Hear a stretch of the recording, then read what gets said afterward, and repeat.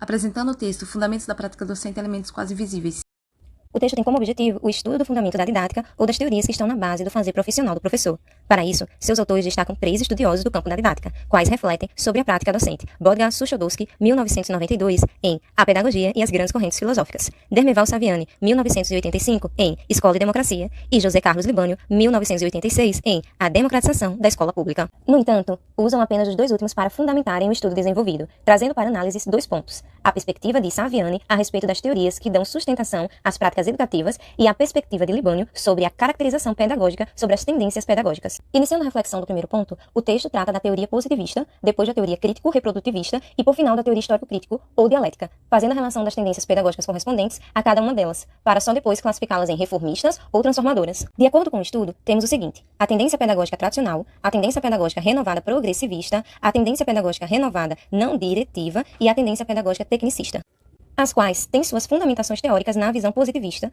são classificadas pelos autores de reformistas pelo fato de colaborarem com a manutenção da sociedade capitalista, não abalando com suas estruturas, mantendo-se, assim, com o estado das coisas, status quo. Em seguida, os autores evidenciam as teorias da violência simbólica, teoria da escola enquanto aparelho ideológico de Estado e a teoria da escola dualista, as quais, segundo o texto, compõem a teoria crítico-reprodutivistas, não sendo classificada pelos autores em reformistas ou transformadoras, bem como não é relacionada por eles a nenhuma tendência pedagógica.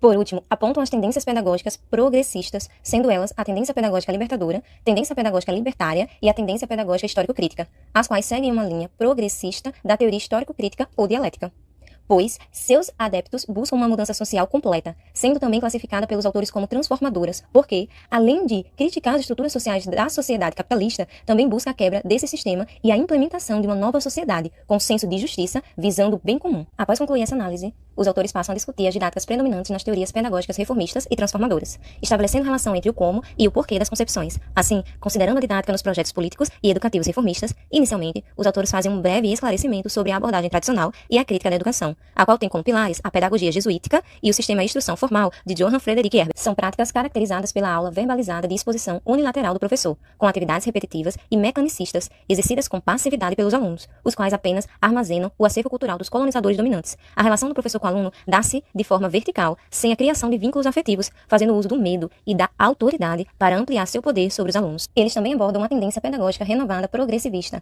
a qual atua de forma a construir e organizar situações desafiadoras, por meio de uma nova forma de ensinar que emerge e compreende que só se aprende a fazer fazendo. Esta concepção é proveniente do pragmatismo de John Dewey para uma escola nova, que foi utilizada pela pedagogia científica e pelo movimento escola novista, porque nela se entende que o mais importante é o processo de construção do saber do que a aquisição mecânica do produto final. Sendo assim, o aluno passa a estar no centro do processo de aquisição do conhecimento, para que o percurso de aprendizagem funcione como um caminho que os aprendizes perpassam das estruturas mentais mais simples para as mais complexas, fundamentada na capacidade de construir e descobrir respostas para o cotidiano. A tendência pedagógica renovada não diretiva enfatiza a formação de atitudes e a afetividade. O método é baseado na facilitação da aprendizagem, entendendo-se como um ato individual, onde aprender é modificar as percepções da realidade. Nessa concepção, é defendida uma didática que gere um clima propício e facilitador da comunicação do aluno com ele mesmo e com os outros. Sendo assim, o professor é auxiliar nas experiências, procurando desenvolver a inteligência, priorizando o sujeito e considerando-o inserido numa situação social. Desta maneira, os alunos selecionam os conteúdos escolares de acordo com o grau de significação pessoal em consonância com as suas motivações.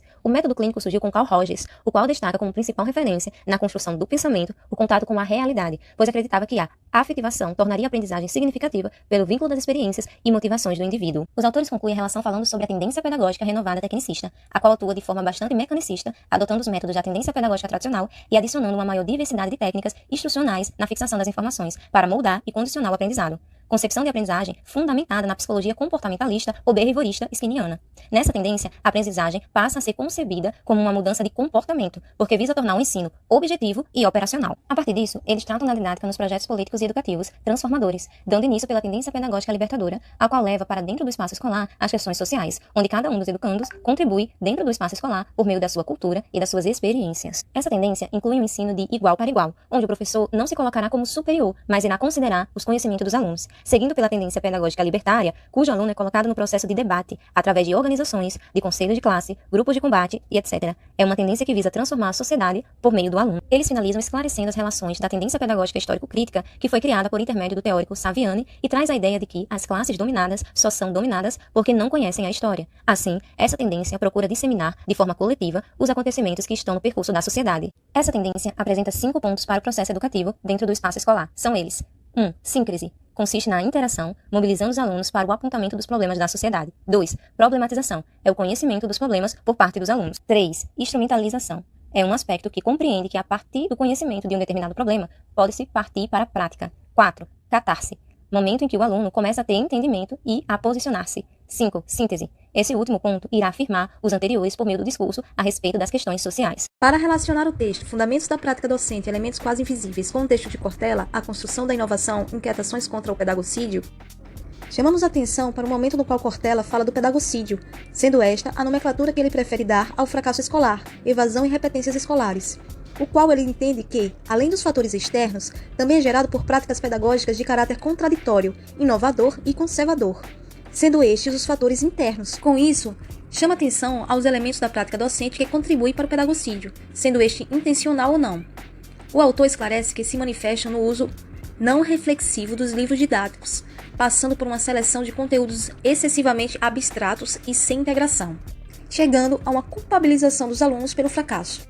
Ou seja, o professor não considera que faz parte desse fenômeno. Observando o panorama exposto por Cortella, entendemos o quão é importante o estudo do texto Fundamentos da Prática Docente e Elementos Quase Invisíveis, para, enquanto professores, compreendermos o exercício da nossa profissão e as consequências geradas por ele em relação aos indivíduos que dele se alimentam. Ao se falar do projeto de educação, da forma como a escola se organiza e funciona, bem como da didática utilizada pelos professores, o texto Fundamentos da Prática Docente e Elementos Quase Invisíveis vai afirmar que esses elementos seguem tendências firmadas em ideais e valores fundamentados de acordo com os apostos teóricos hegemônicos de uma época e lugar específico. Nesse sentido, ao relacionarmos essa afirmação ao texto de Chassot, procurando resgatar a ciência nos saberes populares, podemos entender mais amplamente a crítica que este autor faz em relação à forma dominante de produção do conhecimento, a qual renega os saberes que dela não fazem parte e, ao mesmo tempo, faz da escola uma mera transmissora dos saberes científicos, favorecendo ao mantimento da classe dominante. O autor esclarece que essa forma de construir conhecimento científico e de atuação da escola fundamenta-se numa teoria positivista. Ou seja, podemos concluir que trata-se de uma herança do pensamento social europeu que se perpetuou pela dominação hegemônica desse povo sobre os outros povos, durante períodos e lugares específicos. Dessa forma, o que é afirmado por Chassot também está sendo afirmado por Farias, Salles, Braga e França, só que de uma maneira mais geral.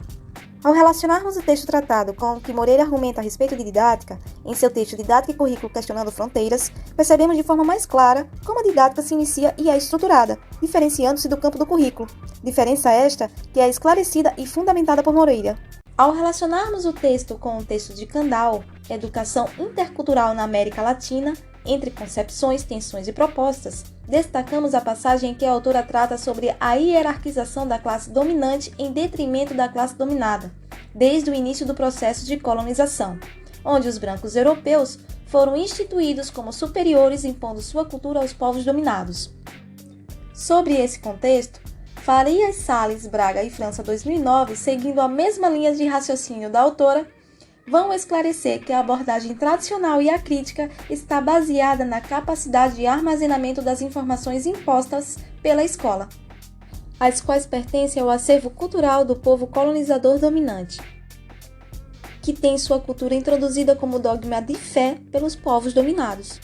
Fazendo essa relação, podemos perceber como a abordagem tradicional, explicada pelos autores, foi importante para o estabelecimento da supremacia europeia durante o período colonizador.